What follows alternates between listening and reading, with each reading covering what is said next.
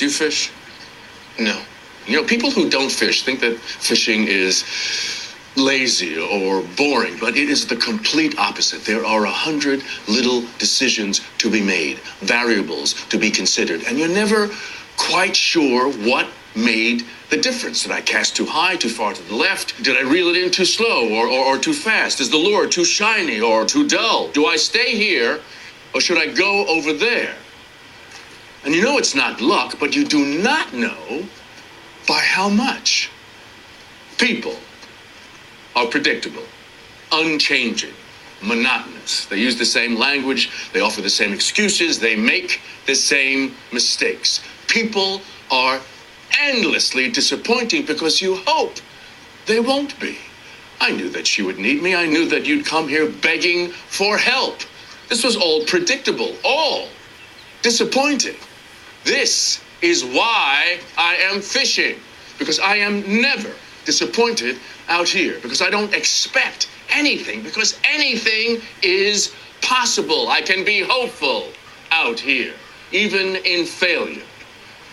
Because I know if I just go out there around that tree, it might be different. Something might be different. Something I do might make a difference.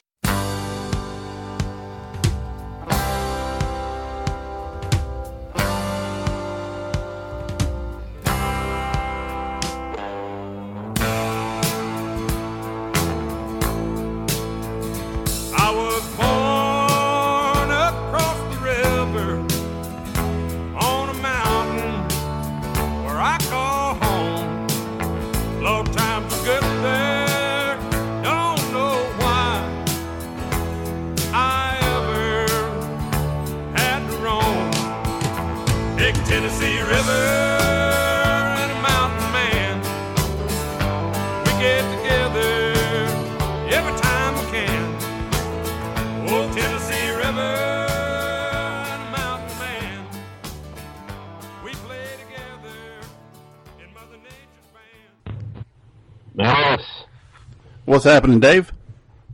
I'm sitting here doing some IG Live. We got 2,000 followers on here right now. All right, 2,000. According to Duncan math. Yeah. So, Jason Rush, you need more blue in your life. Just saw you on Instagram, had that Higdon hat on. I do. I was doing the triple Paducah TOS connection, and I had my Higdon hat. I thought I'd throw it on there, so it'd be a triple Paducah connection. Yeah, I have to admit, I did not know that Higdon was up in... Really? Yeah. I used to go to church with one of them Higdon boys back in the day, and then, they're over there on Jackson Street. I know exactly where their warehouse is at. See there, Matt, supporting the local economy when you buy Higdon decoys. Yeah, we've got a few of the Higdons. They do pretty good. Some of the better ones out there. Yeah, I agree. We've had some for probably 20 years. Still out there hunting, killing with them. You can go to HigdonDecoys.com. Excuse me. I feel like I've been smoking for 30 years, man. I'm doing that too. I'm still fighting the crud like everybody else. I've had it for about a week, and I've got about all of it done, but this cough that just shows up whenever it wants to randomly. Yeah, like it is if you're talking to somebody, and all of a sudden you're like, oh, See, Jason, have a good one. I'm going to Galvin's tomorrow night, Matt. Hopefully I'll meet our buddy from Paris Landing there. They're having a big Christmas party thing. I wasn't going to go. I was going to go duck hunting Thursday, but Ballard County has no new ducks. The weather has got warm, so I'm going to save my trip another time. We've kind of hit another warm spell here in the Southeast. Yeah, I'm not a fan of it. I want winter. I want it to be winter and stay winter. It's I know it's been down here. It's just been hazy, like a real low-hanging fog and misty. It's raining tonight. Hopefully, it'll get a little better. Exactly. Saturday's looking like it might get a little mixed precip over around our area. They're calling. We might have a white Christmas. Hey, there you go. That'd be good. Calling for a little precip around here. Colton, December is supposed to be cold, not warm. Come on. Yeah. Go out there and throw your A-rig and your Ned rig. It's been a little weird all over the country. My friends out in Nebraska said it was 60 degrees a couple days ago. And normally time of year, it's 20s or single digits. I'd say they probably got hard water out there normally, don't they? Yeah, normally they do, and they're starting to get some snow. It'll probably come up here pretty soon. I think there's another big front kind of across them. It ought to be. Snow to. It'd be nice. All right, I'm going to fit this part down. Yeah, I'm getting to go on a cool duck hunt Thursday and Friday up around Reelfoot. Around Reelfoot or on Reelfoot? Well, one day is going to be on Reelfoot, and the first day is going to be on private land adjacent. Oh, private land. Yeah. Aha! Fishing with some of Strike King's national pro staff crappie fishermen. Oh, Mr. Crappie? No, not Mr. Crappie. He wants Tim Blakely and Doug Cherry, I think. Don't know them fellers, but I'm not a big crappie fan. One other. A few of us are going up there. I think they got some, but yeah, you got to have one of them real high dollar places to have the ducks when nobody else does. That's, there's none down in Ballard. Nothing's come in. Nothing's coming in. The weather sucks, so I'm going to save my trip. So, on to another day. But I'm out of duck meat, Matt. I dig duck nuggets. Oh, no. And I'm out of duck meat, so I need to go get some more duck meat. Well, maybe you can go down next week before the new year. Well, we will see. I'm probably going to take the weekend off. We've got some down here. Yeah. And Christmas Day. We might go hunting Christmas Day. Just depends on the weather. I hear you. Only hunting I'll be doing Christmas Day is looking for the trash can to put all the wrapping paper in. Three teenage girls, they tend to open them presents pretty quick. We may need to be fishing. I just saw one. There's one of the clubs over around Clarksville is starting up their winter trail over at Paris. Last week and before last, it took 32 pounds. No kidding. Yeah. So those bass that people say have disappeared, they've shown back up. What was second? Any idea? Yeah, I want to say somewhere in the 20s. So it took like 27 to win. Yeah, some guys have been winning. Yeah. If we take my first place map, all you got to do is finish barely in front of second. In other words, Tennessee lost to North Carolina. They lost by 5 or 6. I mean, they gave it up. They led the whole game. Are we going to start the Jones 3/4 change for $1 with what's his name now that he can't finish?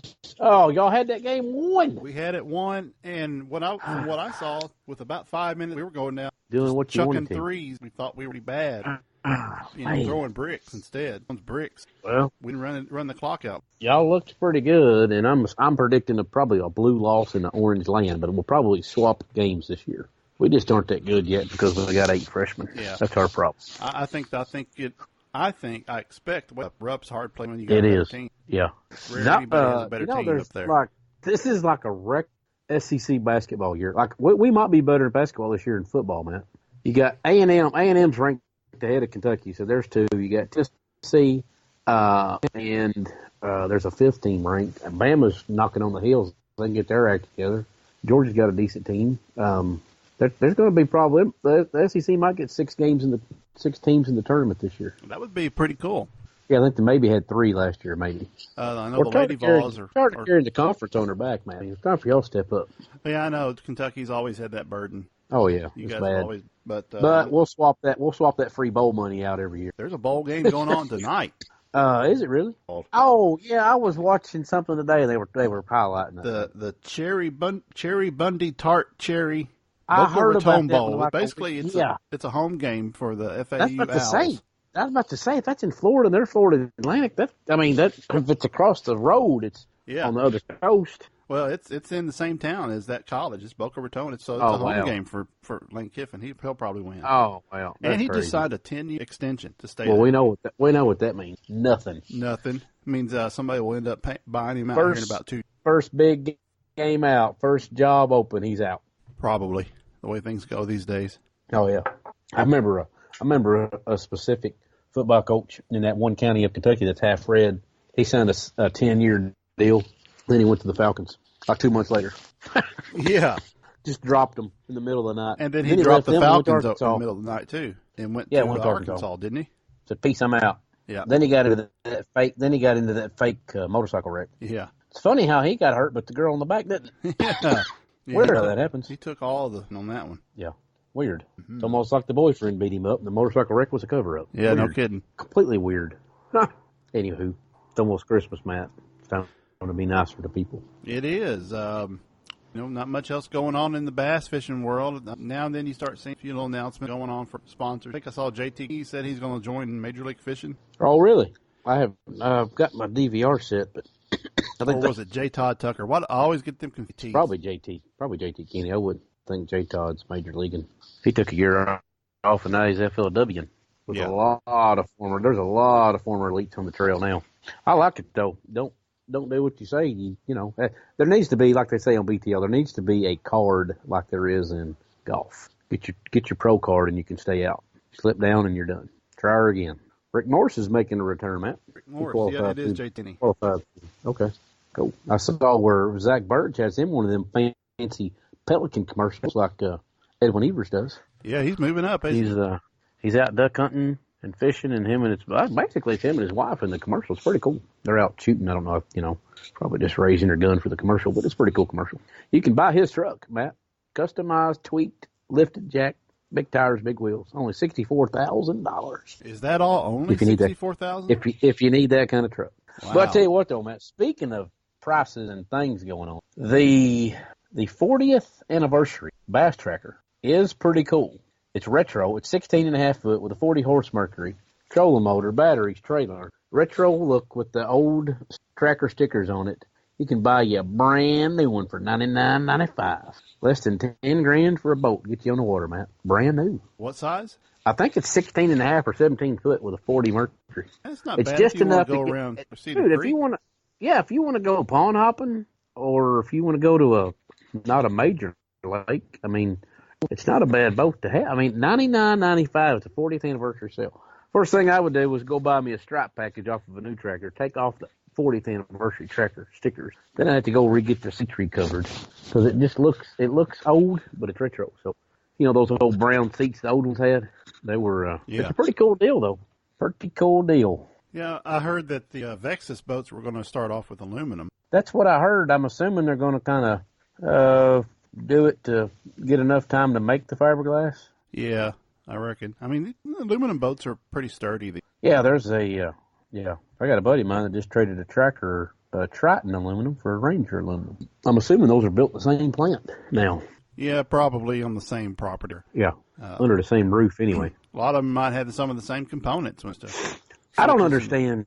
Why would they go with the name? Like, who even knows what the name Vex is? Well, I'm not going to Vex. I'll Google still don't know. to justify us. Vex. I think they could have went with a more name, a little more little more catchy name. Yeah. You know what I'm saying? Yeah, that's kind of out there. Yeah, Vexus. I mean, I'll look forward to seeing them, seeing what their price point is, see what they do and all that. But what if it's an all new redesigned hull and everything? Assuming it'll have to be. Yeah, I don't know. I mean, what all can you do the hull that's different? Yeah, exactly. I did say today that the Falcon front deck, 4 grown men can stand side by side. They weren't casting, but they were arm to arm, shoulder to shoulder. That's pretty wide. Yeah, I guess if they're all punching hydrilla, they probably do. Well, the two guys in the middle, their line would have to be straight out. And the two guys on the side have to be doing the side they're on. So I keep waiting to hear a little bit more about this new boat in Idaho called Ballistic. I want to. They haven't signed anybody. They don't have anybody with a Ballistic jersey running around. I wonder what their plan of attack's going to be for 18. They look like a mix. I have no idea. They look between the mix of an Allison, a Bullet, and maybe a Stratus. But their console, everything runs off the graph screen. So everything, all your gauges run through it. The only problem with that is you lose one gauge, you lose them all. I'd still like to have individual gauges. Just my opinion. I'd just be happy to have any kind of boat right now, I guess. Oh, absolutely.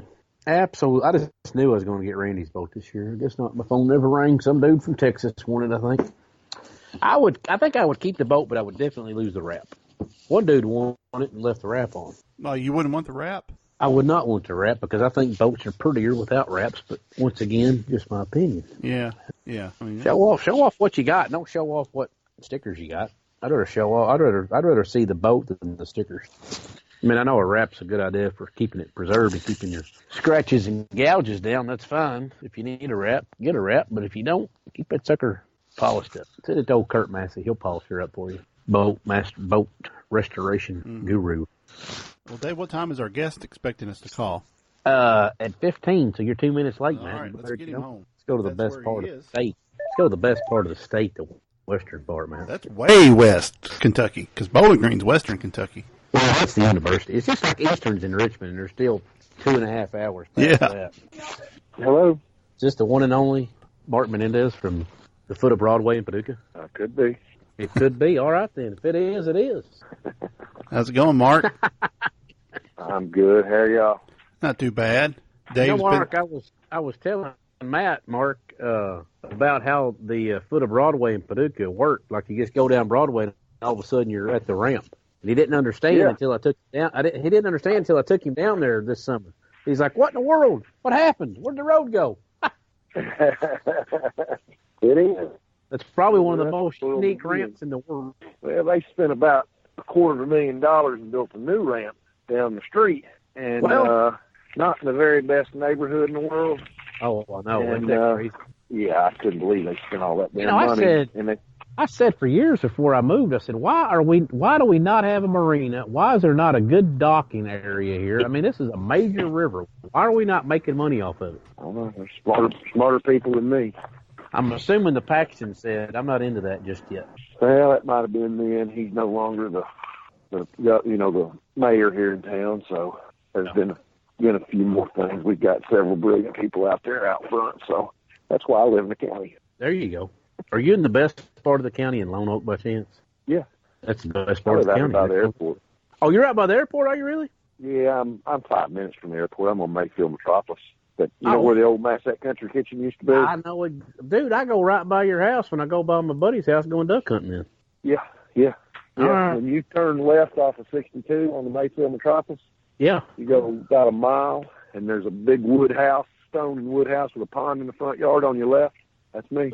So I'm going, all right, so next time if you see me out there fishing, don't worry about it. That's all right, hell. There's not even good fish in my pond anyway, so Oh, man. fish all you want to. Fish all you want. I can't grow any big bass in it Well, without spending a damn fortune on them, and I'm not going to do that. man, that's crazy. Like if you have to like stock something, bass fingerlings are outrageously priced. Oh, I know. It's real expensive. And you got to feed them. Oh You my know, God! Yeah, Well, then you got to growing get the fish. bluegill and everything else. Yeah. That's right. Wow. That's just, Exactly right. well, are you ready for Fine. Christmas, Mark? Because everybody asked me, and I said, well, I don't really have a choice. I'm done. I finished all mine today. So Oh, there I'm you done. go.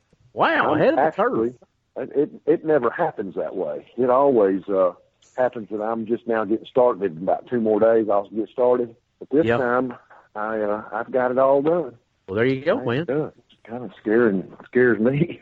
I've been that efficient. You're as well ahead of as the I am. schedule. Yeah. Yeah. Hey, nothing wrong with that. Now you got a few days to go kill. Well, I'm actually trying to find some damn gloves to go duck hunting tomorrow. I have not been duck hunting in Kentucky in 28 years, I Oh. think. I was coming down Thursday, but we canceled the trip because Thursday's supposed to be like 60 degrees, and there ain't Right. we go to the refuge, and there's no new ducks showing up.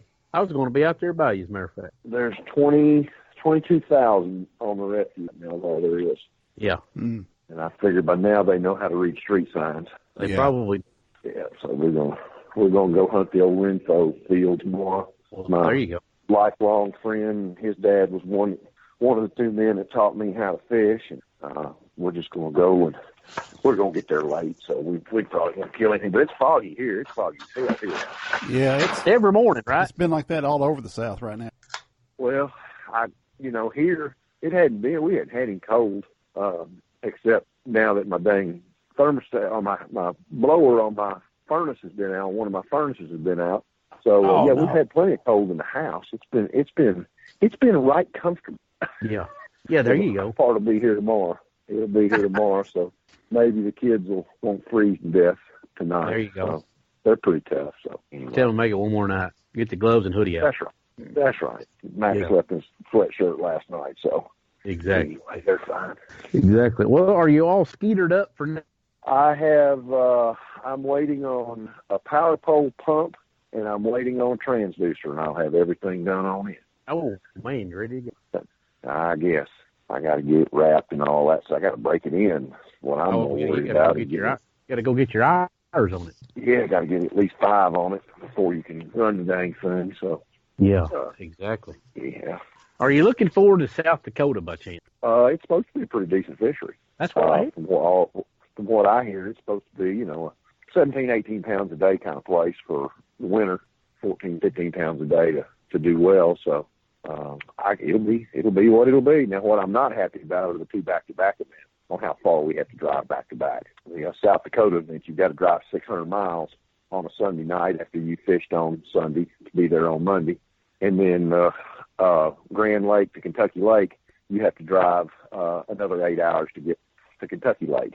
So I'm not real pleased about that. Oh, that's going to be a tough one. I've made that drive actually between Fort Gibson and Kentucky, Paducah to Fort Gibson. That's not the best drive, especially if you go all the way across Missouri where there's no cell service. Yeah. Well, that's the only way to go. I mean, it's not that far of a drive, but it's just you can't get there hardly. So that's the problem. And maybe they'll learn when somebody gets hurt trying to do one of these things. I don't know. I don't know that they'll ever learn. Yeah, I would like to see them. I guess they want to spread it out. I understand they want to diversify the hitting just so many places to go. The top 100 look appealing. How do you make it all fit together? I don't know. Whoever writes the check. The biggest check. Yep. Or the Chamber of Commerce says, well, actually, that weekend there fits better. Yep. Yeah. That's exactly the way it is. Mm-hmm. Yeah, look here, I found my damn calls. How about that? It's a business. Write the check and we'll be there. That's all it is. Have boat, we'll travel, right? Yeah. That and a good checkbook. Yeah, then you can go fishing. Well, Mark, what are we going to talk about tonight? Well, the main thing I want to talk to you about is Strike King and Lou's partnering up. A couple good brands there that have a lot of the same pro staff, a lot of the same will know each other, similar size company. What thoughts on it now? We've had some time to. Well, I think it's going to give opportunity to both sides of the fence. You free some capital up with Peak Rock coming in and helping. It's going to allow for more R&D. It's going to allow for more new baits. It's going to allow for ease of doing business. And I think it's wonderful that both companies are still intact with all the key personnel, which that's just a benefit in itself. Having been at Strike King since the end of 2003, early 2004, I've seen the company grow from a player in the industry to a dominator in the industry just by the sheer fact that upper management at Strike King, they're all anglers, and they took the pro staff serious when we made recommendations about certain holes that were in our lineups back in the 04, 05, 06 range, when basically all we were a jig and a wire bait company, a spinner bait company. Well, now if you go get in my Skeeter boat, you've got 95% Strike King in my boat. I mean, there's a few niche baits, a few oddball things that I carry, but we've got a great plastics line. We've got a great crankbait line. We've got great topwaters. We've got great everything now, and we didn't have that 10 years ago. We were moving in that direction, but we have rapidly closed, filling up my tackle box, and any oddball niches that are there, those are filling up now too with striking baits. There's plenty to choose from. There's no doubt. Yeah, well, there are. I mean, there's tons of colors. I mean, you got it. And everything works great. Everything's a great bait. There's not any slow horses in there at all, hardly. And on the Lou's side of things, my history with Lou's goes back to qualifying for the top 100s with a Lou's in my hand, winning my first Bassmaster tournament with a Lou's in my hand, setting the all-time Big Bass record with a Lou's in my hand, and making my first Classic with a Lou's in my hand. And Lou's went away for a while. And at the first opportunity when it came back, I went to Lynn Reeves and said, Lynn, I want to work for you, and here's why. I've got a lot of brand loyalty, and some of the things about the Lou's reels back in the 70s, the low profile, some of the tolerances, some of the all the engineering in there, most of that is the same in all low profile reels today. It dates back from that early Lou's teardrop shaped reel. So Lou's has brought a lot forth to the fishing industry over the years, and now the products are so good, they're in such good price points. An angler can have an awfully good reel at $99. He can have more options and lighter weights and things like that with a little more expensive reel, and they don't break. You really don't have many failures, and that's the big thing. And then they brought in new rods, and we've been working with new builders and had new blanks and new actions, and now the rod line, it's as good as it gets. So I'm just really pleased to be with with quality individuals that are capable of building product and are just some of the finest people that you'd ever want to meet. So it's going to make your job a heck of a lot easier. I'm telling you right now, that LFS at that $99.99 price point, you're going to have to be awful good to beat that reel at that price point. I'm a big fan of that LFS. I mean, it's a daggum workhorse for no more than you're spending. Exactly. And it doesn't matter if you're a guy that fishes as much as I do or a guy that works 65 hours a week and gets to go fishing once a month. Now you got a chance to have the best lose reel in the world, you know. Yeah, they're pretty dandy. I've been thinking about getting with that inshore reel, Matt, or Mark. It's blue and white up here in Lexington. I think that reel would go over pretty good. I've been thinking about ordering me one. I've got 4 of them coming to me right now. I was at a promotion earlier this month and I saw it and I said, well, why the heck not? Why wouldn't I have a blue and white reel? Exactly. You know? Exactly. I mean, it's actually a white reel with a blue detailed report. Yeah. So see, that means that's a home court reel. Exactly. I always like to catch better in white than I do in blue. I've always exactly. And the first TOS interview, Matt, with Mark was at Rupp Arena. So I mean, it's a no-brainer. Yeah. Yeah, and for the Tennessee fan, we got the gray, so gray orange crush. I'm all for that. I don't know if that's for the Tennessee coaching staff if they'll ever get them one. You know, I can't vouch for that. I love it. Shots fired. I think we're going to burn all of our old smoky gray uniforms along with the garbage can and everything else. Yeah, that garbage can didn't do y'all much good this year, man. Hey, guys, I've heard, I don't know if this is real, but I want to believe it. I heard that the first day that the coach met with it, he told them, bring your playbooks, bring their shoes. And they got all in there. And this out here, we're going to put it in the trash can, take it out to the dumpster. And they all dumped the stuff in the dumpster. The one coach from the staff that they kept was he went up and set the dumpster on fire. And then they handed out orange buckets from Home Depot to all the players, like a fire brigade, put the fire out, and told them that, we're done with all this crap. We're ready to move on. So put the dumpster fire out. That's fun. I bet that had quite the aroma with all those football player shoes in there. Yeah. I bet. Probably so. Yeah, couldn't smell worse than our performance on the field. Well, I mean, you did lose to the Mighty Blue this year. We're going bowling. I don't know about y'all, but we're going bowling. And we're going bowling in Tennessee of all places. Ain't that fun? We're gonna make that Nashville economy a little bit better. Yeah, nothing wrong. There'd be a lot of cat fans there in Nashville. Oh, absolutely, Mark. We've always said, why can't we have a classic on the southern end of Kentucky and weigh in Nashville? It ain't no farther than what they're driving all these other places. Well, it's really not that much further. I don't know. Don't say that too loud because it may happen. Well, I mean, Gunnersville to Birmingham can't be no farther than the southern end of Nashville. I mean, it's still an hour and a half ride. It was 80 miles to the Gunnersville location from Birmingham, but you'd have to be there. I guess you'd have to be at Bridgestone to house the Classic Sports Show and the weigh-in. So that would be kind of tough, but it'd be kind of neat to have that there too. It will. I guarantee you, Nashville will welcome it as open as they are to making $1 or $2. Sure, I think so too.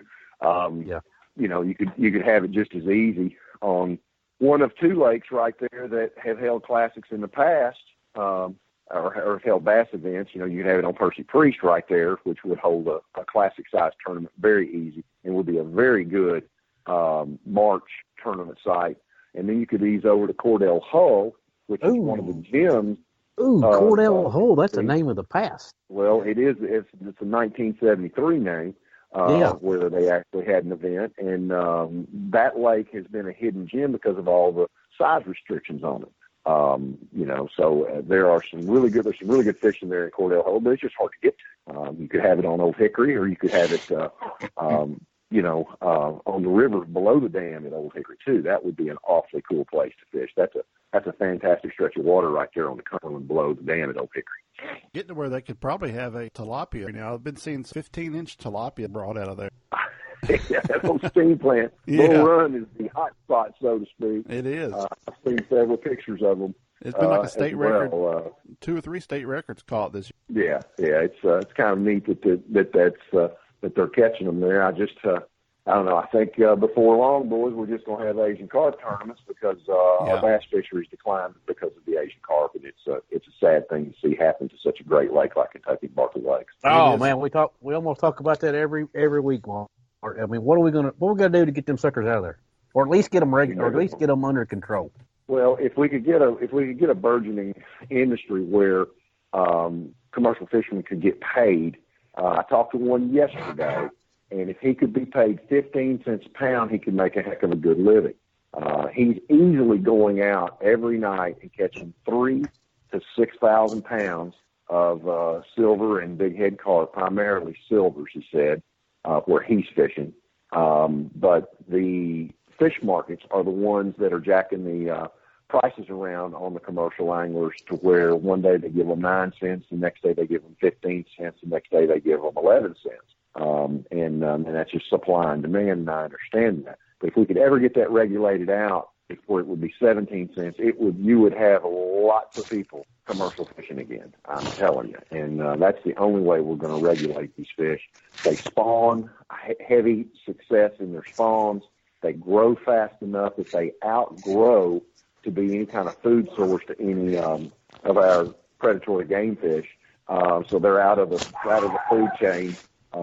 Very easy. So it is a real problem. And then another little tidbit that most people don't know about is how high a level of zebra mussels we have in Kentucky Lake right now. Oh, yeah.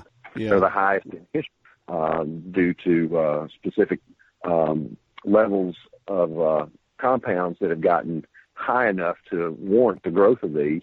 I don't know if it's calcium or it's the sodium level. It's one of the two has gotten high, and now we've really got a zebra issue in Kentucky Lake where we've never had that before. All right. Hang on. You got one of them fancy degrees from Murray, Mark, in this whole thing. You got to put that in English for us. Well, it's just the conditions are set right now for the propagation of zebras. We've had zebra mussels in the lake for quite some time, but we've never had the colonization where they're really growing fast like we do now. And until we get these levels back down in the water, and nature is going to cause it, or nature is going to cure it for the zebras.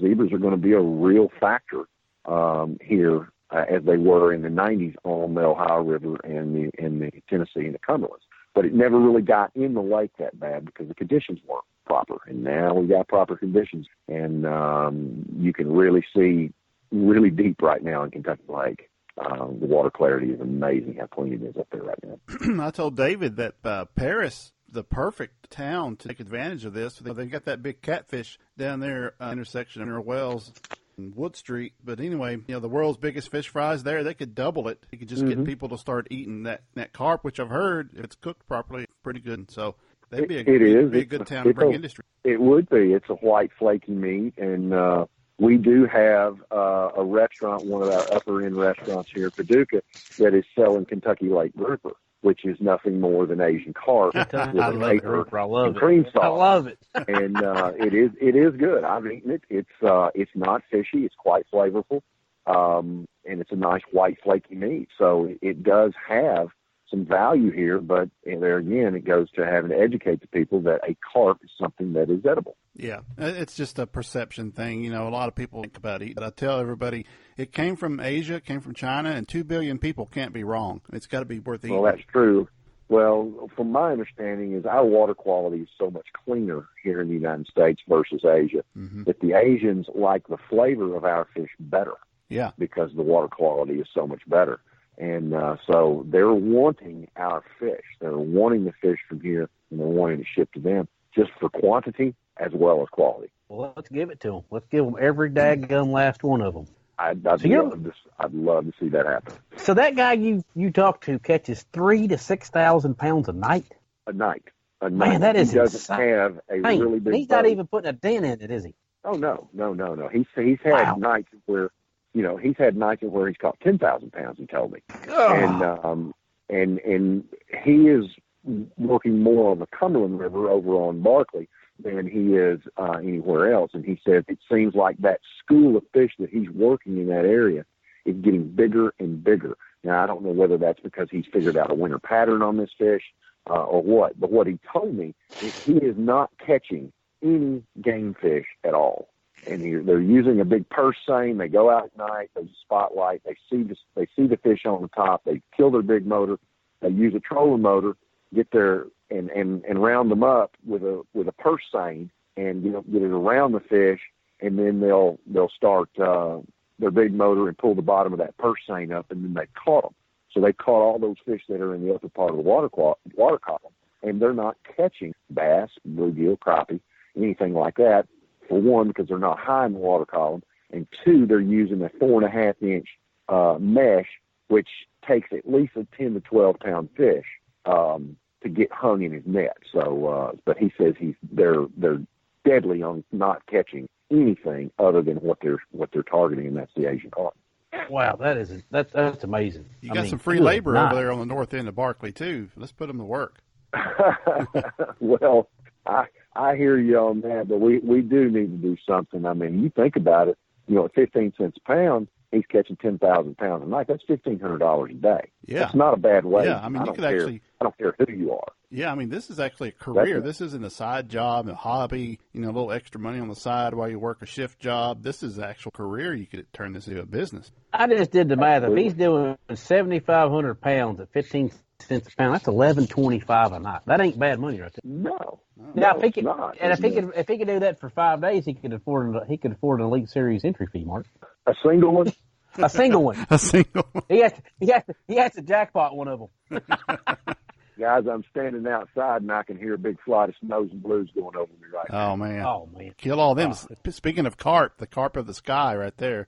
Well, they are, and we've got a problem on the Mississippi Flyway with avian cholera right now. Uh-huh. And I read this on the Outdoor Wire and spoke to a real good friend of mine that manages a piece of property. He has found 40 snows, blues, and primarily speckled bellies laying dead in the fields where they hunt without a single injury from a hunter. And he's finding a lot of these birds, and they're doing a real study on this down here right now. And waves really decimate the population every few years. Well, it wouldn't hurt the snow and blue goose population right now to be a little lessened on the flyway. Yeah, I'm all for that. A lot of pressure on food sources. Hey, let's switch gears real quick. Next year, you're always deadly when you go to Alabama, and you're kicking the season off, Martin. What do you think about that? It's a lake you haven't been to in a while. Lake Martin, it's a lake I haven't been to in about 15 years, and if I can get my skeeter put together quick enough, it'll probably go with me here when I head to Florida, and I may stop a day or two and fish on Lake Martin.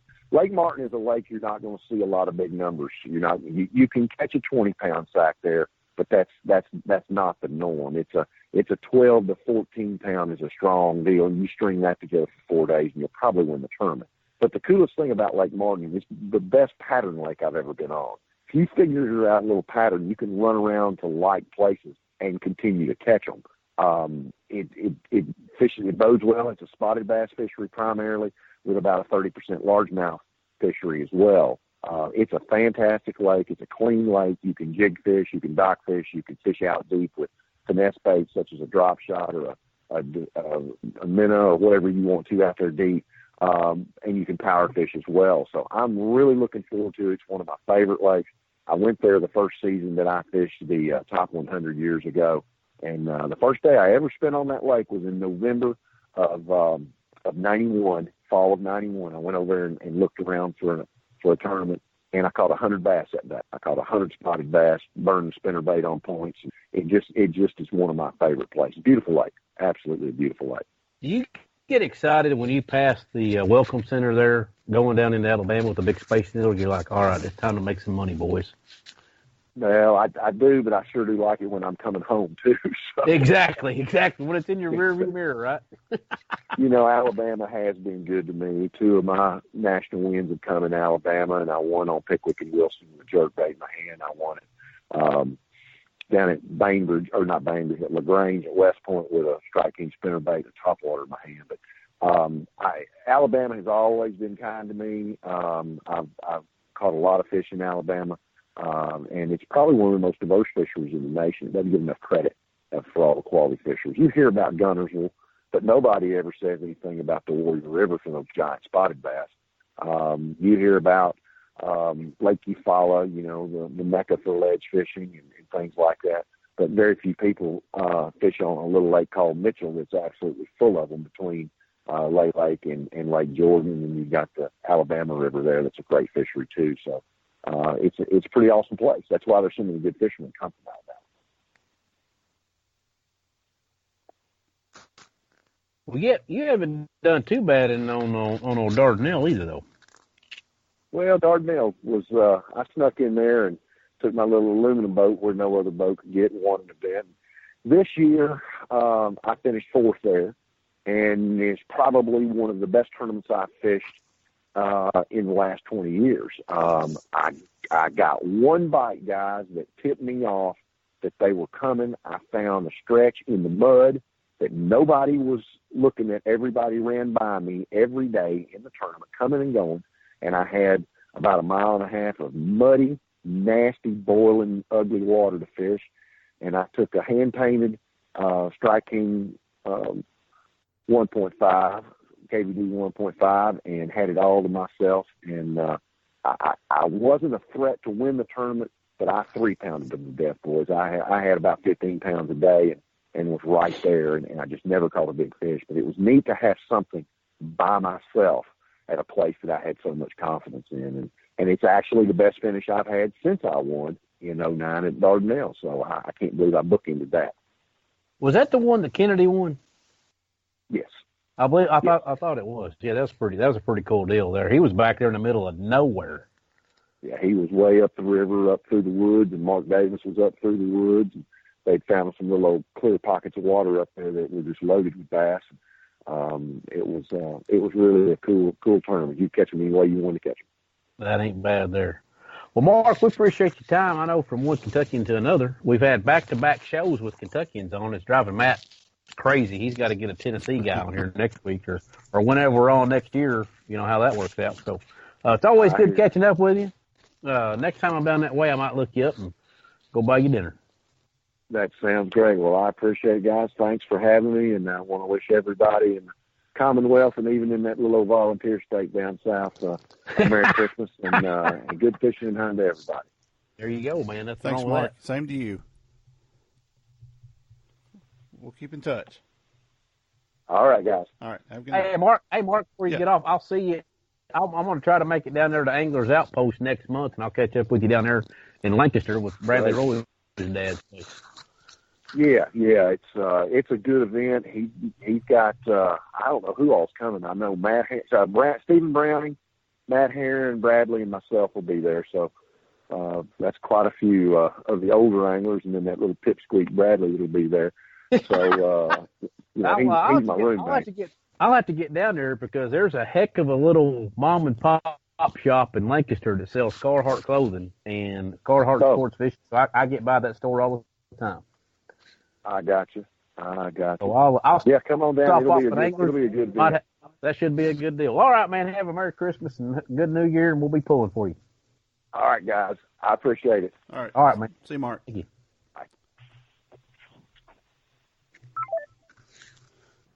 Oh, yeah, Dave, it's going to be boat season and fishing expo season just before we even blink an eye, you know? Dude, boat show season is right around the calendar. Yeah, Christmas is coming up Monday, New Year's, and then boat shows kick off earlier and earlier every year. January, February is boat show season. I keep saying it every year. I'm going to get down to the East Tennessee Boat Show in Knoxville, and I've never made it.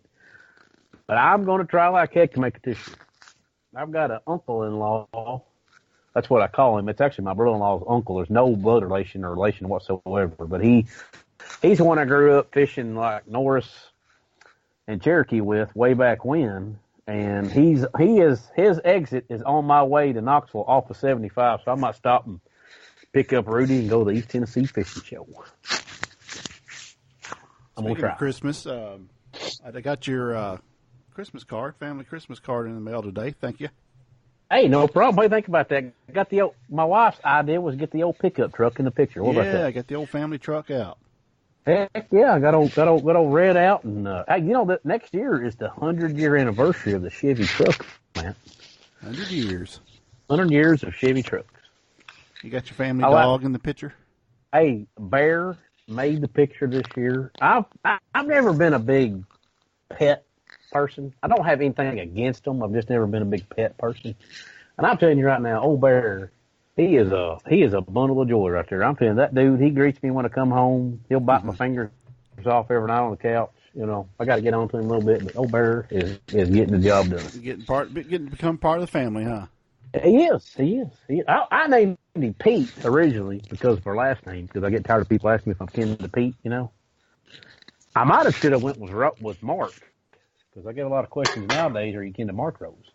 But once the kids saw him, and he was all black and furry and everything, they called him Bear, so we stuck Bear. So that's what we're going with.